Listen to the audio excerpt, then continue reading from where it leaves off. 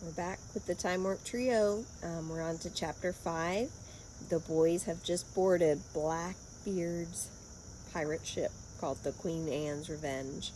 He forced them to, and that was after the boys told him they were magicians, and he thinks that they can make treasure appear out of the air because Joe did a hidden quarter trick. Have you ever had anyone do that trick to you, a hidden quarter? Something, oh, you got a quarter in your ear, or something in your ear. Alright, so you kind of know what I'm talking about when it looks like it just came out of magic out of your ear. And that's the trick that Joe did to Blackbeard. So let's find out what happens. And I got to show you this picture first before I even start reading. You see our 3 Time Warp Trio boys there on that rope. Alright, let's find out. Ah! Heads up, lads, yelled Blackbeard. We grabbed the rope ladder and flattened ourselves against the side of the Queen Anne's Revenge. A blindfolded man fell past us. He landed with a splash and disappeared beneath the waves. Fred turned as white as the guy's blindfold. Blast it all, growled Blackbeard. If that sea rat crew of mine walked all the prisoners off the plank, I'm gonna have to cut up some heads. Up you go, lads. We climbed up the side of the ship so fast we didn't even have time to be afraid.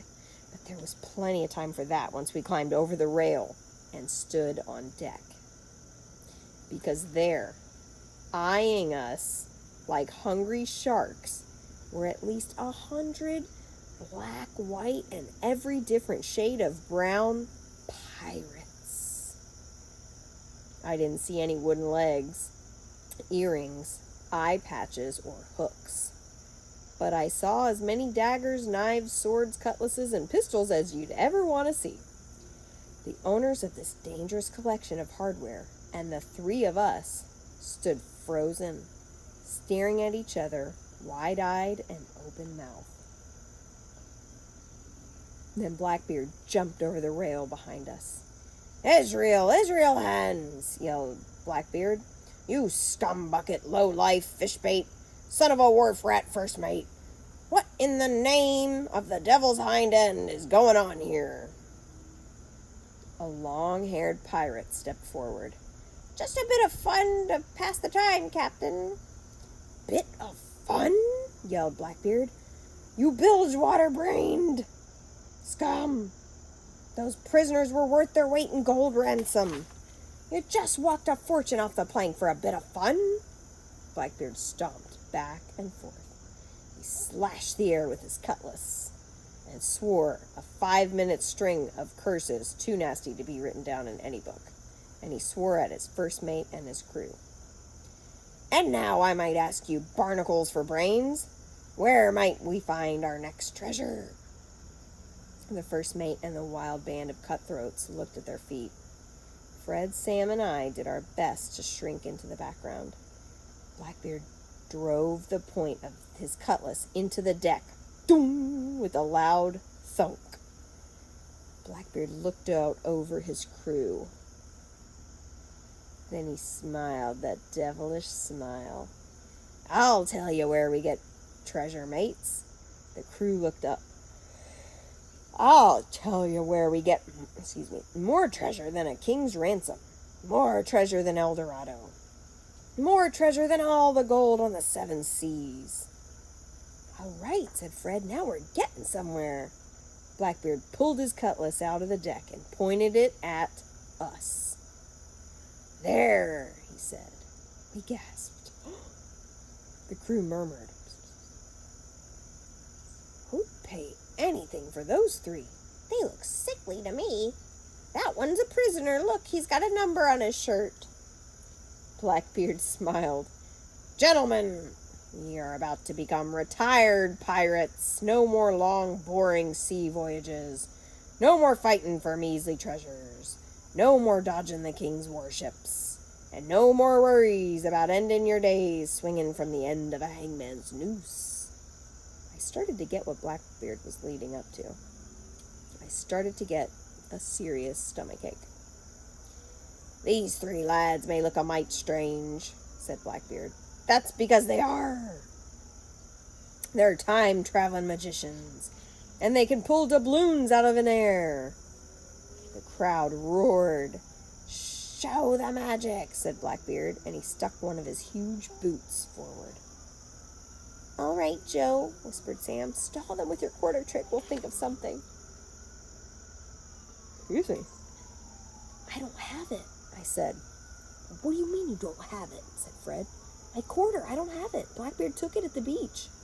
We all dug into our pockets. Not a penny. I tried to think of another trick that might work. Pick a card? Those guys didn't look much like card players. The disappearing quarter? No, it had already disappeared. Heave-ho! Yelled a member of the audience. Out with the magic already! Ladies and gentlemen, I began, stalling for time. Well, I guess it's just gentlemen, really. Maybe I should say fellows. But that really doesn't sound like much like the beginning of a magic show. I always like to start my magic shows with ladies and gentlemen. So does my Uncle Joe, now that I think of it.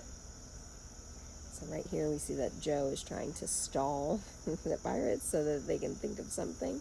And think of a time when maybe you've tried to stall. Maybe it was like time to go to bed and you didn't want to go to bed right away, or something you had to do that you didn't really want to do right away, and so you were stalling. Do you think they're going to fall for it, or they're going to catch on? Let's find out. Stow the gab, yelled a coal-black guy with a knife. Razor, added his friend with a pistol on his belt. I broke out in a sweat. The already ugly crowd got uglier. Fake! Forget the pieces of 8, said a nasty-looking one-armed fellow. Let's see some real magic. Let's see if they can fly off the plank. All in favor, say aye. That yell that went up from the crew was the loudest and scariest aye I've ever heard. You're not feeding me to the sharks, yelled Fred, and he made a break for it. A pirate with a white scar running from where his ear should have been to his chin grabbed Fred's foot and threw him to the deck with a laugh.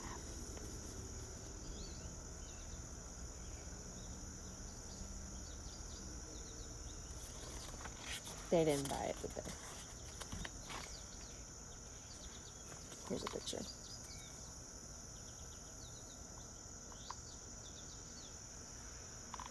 Now, just a minute, said Sam. You can't just toss innocent people overboard. Brethren of the coast rules, matey, said Blackbeard. We all votes to decide what goes.